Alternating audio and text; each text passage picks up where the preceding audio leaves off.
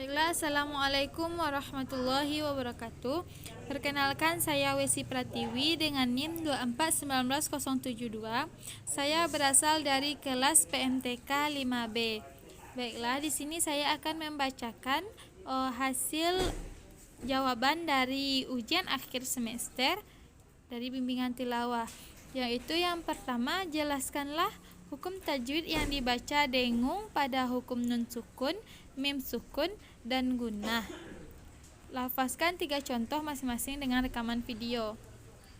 Baiklah, yang pertama yaitu hukum mim sukun. Yang pertama, izhar syafawi. Izhar syafawi yaitu bagian dari ilmu tajwid yang terjadi ketika huruf hijaiyah mim sukun bertemu dengan seluruh huruf hijaiyah selain huruf mim dan ba. Nah, contohnya yaitu hum naimun. Yang kedua, qul na'am wa antum. Yang ketiga, alhamdulillahi rabbil alamin. Nah, yang kedua, ikhfa syafawi. Ikhfa syafawi yaitu suatu hukum tajwid yang terjadi ketika ada huruf hijaiyah mim sukun bertemu dengan huruf ba, yaitu innahum bidzalik. Yang kedua, tarmihim bihijarah. Yang ketiga, lakum bahimah. Nah, selanjutnya idgham mimi. Idgham mimi yaitu hukum tajwid yang terjadi khusus untuk huruf hijaiyah mim sukun bertemu dengan huruf hijaiyah mim yang mempunyai harkat fathah, kasrah, dan dhammah. Disebut dengan lain atau idgham mimi sebab terjadinya sebuah pertemuan huruf hijaiyah yang makhraj dan juga sifatnya adalah sama persis, tetapi khusus bagi huruf hijaiyah mim sukun yang bertemu huruf mim yang mempunyai harkat. Nah, untuk contoh idgham mimi yaitu pada kata ya'tiyannakum minni. Yang kedua, ankum minni. Yang ketiga, lakum ma sa'altum. Nah, selanjutnya yang 1B, yang mana soalnya jelaskanlah cara membaca hukum idgham yang jika ditinjau dari segi makhraj dan sifatul huruf, sertailah dengan contoh. Nah, yang pertama idgham mutamatsilain. Nah, cara membaca idgham ini ialah dengan memasukkan huruf yang pertama kepada huruf yang kedua sehingga menjadi satu huruf dalam pengucapan, bukan dalam satu penulisan. Cara memasukkan huruf dilakukan dengan mentasydidkan huruf yang kedua.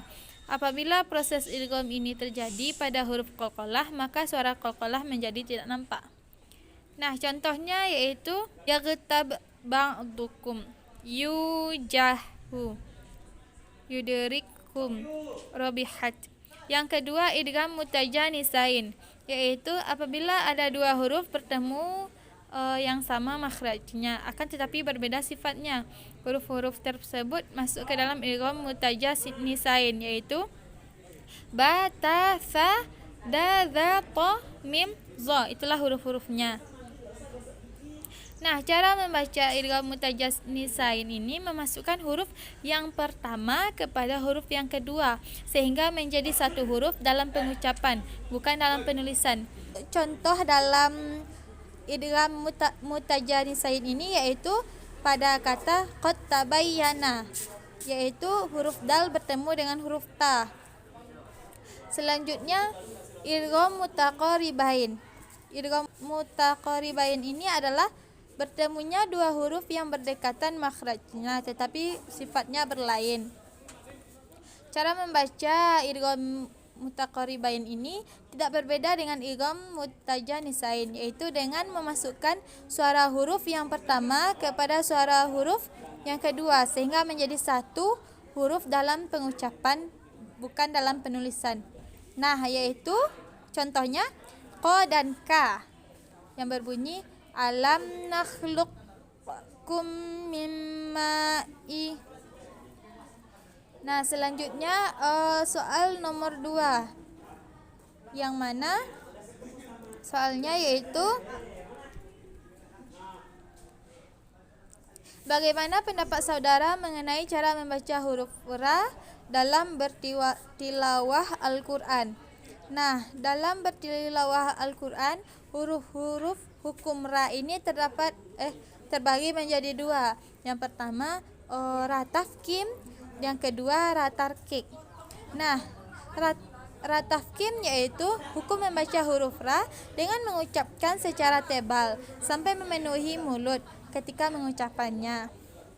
Hukum membaca huruf ra dibaca tafkim atau tebal apabila yang pertama, apabila huruf ra yang berharkat dhammah atau dhammah tanwin.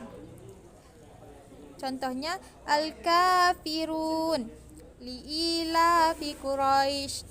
Yang kedua, ro sukun atau sukun karena wakaf yang huruf sebelumnya berharkat fathah atau dhammah, yaitu contohnya wan har wal abtar.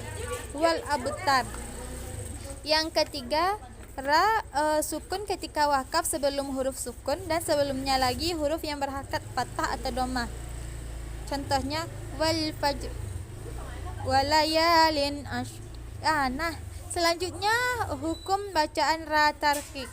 Ra tarkik yaitu hukum membaca huruf ra dengan dibaca tipis. Hukum membaca huruf ra dibaca tarkik atau tipis apabila yang pertama, ra yang berharkat kasrah baik pada awal kata, pertengahan kata, atau akhir kata, pada kata kerja fi'il ataupun pada kata kerja benda yaitu isim. Contohnya al-qari'ah. Yang kedua, ra yang sebelumnya terdapat sukun. Contohnya ghairil maghdub. Nah, yang ketiga, setelah tafki ra ini terbagi menjadi dua, ada juga ra ini yaitu ra yang dibaca tebal atau tipis, yang mana disebut dengan jawazul wajain. Contohnya yaitu huruf ra yang boleh dibaca tebal atau tipis di Al-Quran ada 7, yaitu wal-laili idza azabi wan nuzur. Nomor 3, yang mana soalnya jelaskan perbedaan antara mad lazim yang berada di tengah surat dengan mad lazim yang ada pada permulaan surat. Nah, mad lazim yang dimaksud yaitu mad lazim mukhaffaf kilmi, yaitu terletak pada pertengahan surat. Yang kedua, mad lazim musaqal harfi yang terletak pada permulaan surat. Nah, perbedaannya yaitu ada 3. Yang pertama, mad lazim musaqal harfi ini terletak pada awal surat. Yang kedua, mad lazim mukhaffaf kilmi ini terletak pada pertengahan surat. Yang kedua, kalau mad lazim musaqal kilmi ini huruf bertasydid dalam satu kata, sedangkan mad lazim mukhaffaf kilmi ini tidak bertasydid. Nah, kalau musaqal kilmi ini mad tabi'i yang mana tidak berharkat sukun asli. Nah, kalau yang mad lazim mukhaffaf kilmi ini berharkat sukun asli. Baiklah, selanjutnya nomor 4, yaitu membacakan surat Asy-Syu'ara ayat 1 sampai 5 dan membacakan tajwid yang terdapat pada di sana. A'udzu billahi minasy syaithanir rajim. Bismillahirrahmanirrahim. Tasin mim. Tilka ayatul kitabil mubin.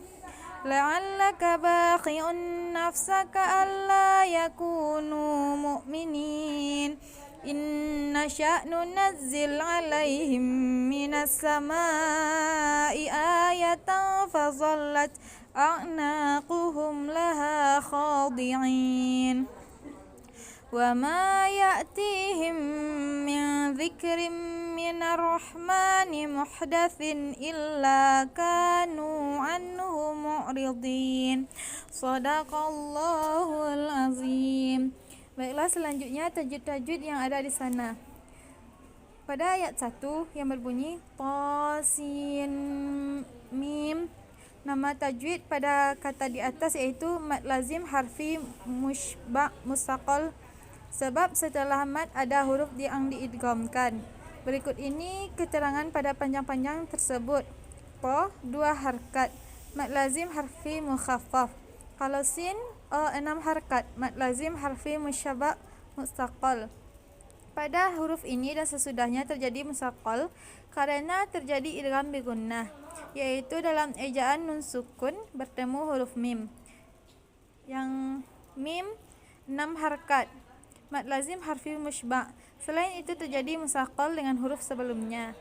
Selanjutnya tajwid pada surat Asy-Syu'ara ayat 2 yang berbunyi tilka ayatul kitabil mubin.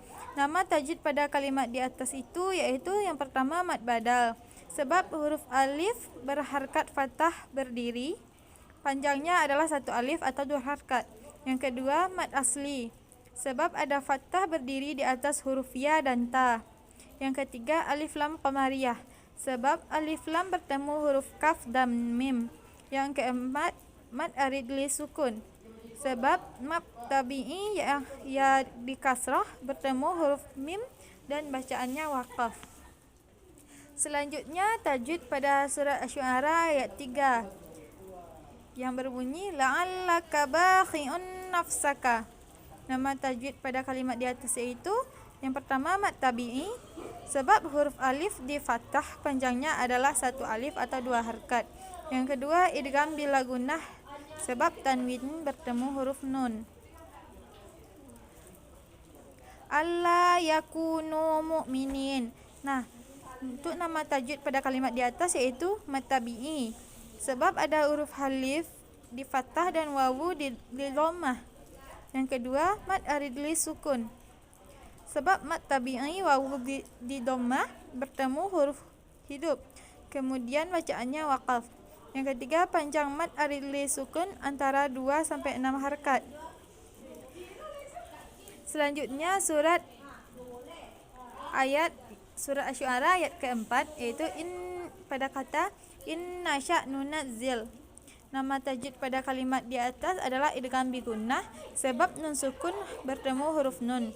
Disebut juga idgham mutamatsilain, sebab bertemu 2 huruf yang sama makhraj dan sifatnya yaitu huruf nun. Alaihim minas sama. Nah, pada kalimat di atas yang pertama huruf lin,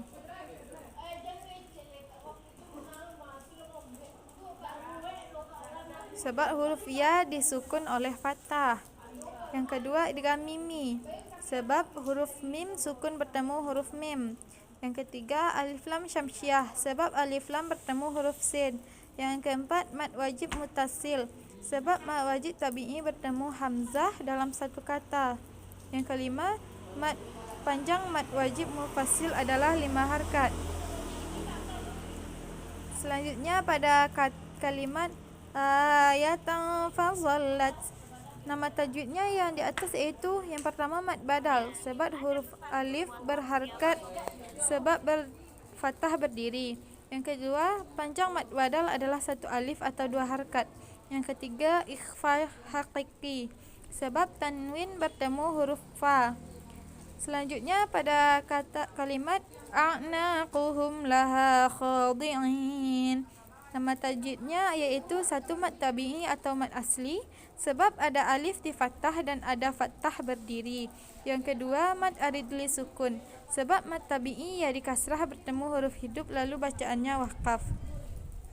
Selanjutnya yang surat Asy-Syu'ara ayat 5 pada kalimat wa ma ya'tihim min dzikrim minar rahman, yaitu nama tajwid pada kalimat di atas adalah mad tabi'i, sebab ada alif di fathah ya di kasrah dan ada fathah berdiri di atas huruf mim.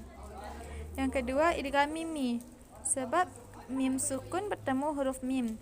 Yang ketiga ikhfa haqiqi, sebab nun sukun bertemu huruf zal. Yang keempat, idgham bi gunnah, sebab tanwin bertemu huruf mim. Yang kelima, alif lam syamsiah, sebab alif lam bertemu huruf ra. Yang keenam, huruf ra dibaca tafkhim atau tebal, sebab berharkat fathah. Selanjutnya pada kata mahdatsin illa kanu, nama tajwidnya yaitu yang pertama izhar halqi, sebab tanwin bertemu huruf alif. Yang kedua, mad tabi'i, sebab ada alif di fathah dan wawu di dhammah. Selanjutnya pada kalimat anhu mu'ridin, nama tajwid pada kalimat di atas yaitu izhar halqi, sebab nun sukun bertemu huruf ha. Yang kedua, mad aridli sukun, sebab mad tabi'i bertemu huruf hidup, kemudian bacaannya waqaf atau berhenti. Selanjutnya nomor 5, yaitu apa yang dimaksud dengan nun wasal, saktah, taklil, imalah, dan ismam, serta lafazkanlah melalui rekaman video singkat untuk masing-masing contohnya. Saktah yaitu artinya mempunyai akar kata yaitu berhenti atau diam, sedangkan dalam arti istilah adalah berhenti sejenak tanpa nafas sekitar 1 alif lamanya. Bacaan saktah dalam mushaf Utsmani yang berlaku diberi tanda saktah kecil di antara 2 lafaz yang dibaca saktah. Namun untuk mushaf lain barangkali dijumpai dengan tanda saktah dengan huruf sin kecil di antara kedua lafaz yang dibaca saktah.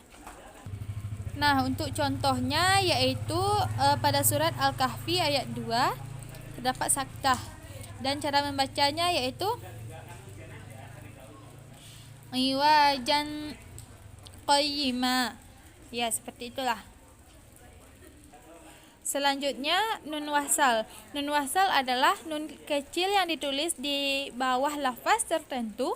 Kegunaan nun wasal adalah untuk menyambung antara lafaz satu dengan lafaz yang lainnya. Sedangkan konsekuensi dari nun wasal ini adalah adanya pengurangan bacaan sukun pada lafaz yang diuraikan dengan nun wasal tersebut.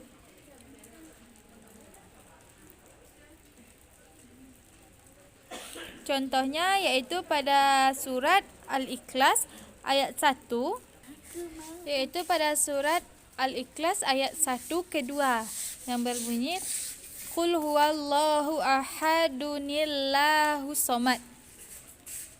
Ya, seperti itulah. Selanjutnya yaitu taklil, yang artinya memindahkan. Sedangkan secara istilah yaitu memindahkan harkat huruf yang hidup pada huruf yang mati sesudahnya. Yaitu pada contohnya yaitu surat Al-Hujarat ayat 11 yang berbunyi bi'sal ismul qusuqu ba'dal iman.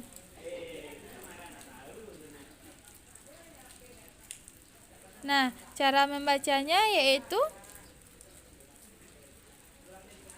bi'sal ismul fusuqu ba'dal iman. Nah, pada lafaz bi'sal ismu selanjutnya dibaca dengan nakli dengan cara bi'sal ismu, yakni memindahkan harkat alif kasrah pada huruf lam yang mati. Nah, selanjutnya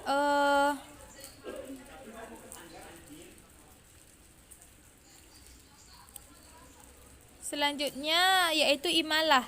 Imalah itu artinya condong atau miring. Sedangkan menurut istilah yaitu mencondongkan bacaan harkat fathah dan pada harkat kasrah sekitar 2/3-nya. Bacaan imalah ini terbagi menjadi 2 macam, yaitu imalah sugra dan imalah kubra. Untuk imalah sugra yaitu pada surat Hud ayat 41 yang berbunyi wa qala rakabu fiha bismillahi majreha imalah wa mursaha. Pada lafaz majroha kalau biasanya, tapi imalah sugranya Pada lafaz majroha maka bacaannya menjadi majreha. Selanjutnya imalah kubro. Imalah kubro yaitu setelah bacaan imalah tersebut diwakafkan sehingga berhenti di situ saja. Contohnya seperti ini. Menurut Imam Warasyi misalnya pada lafaz wattaqo. Wattaqo itu dibaca dengan wattaqe. Selanjutnya ahwa. Ahwa itu dibaca dengan ahwe.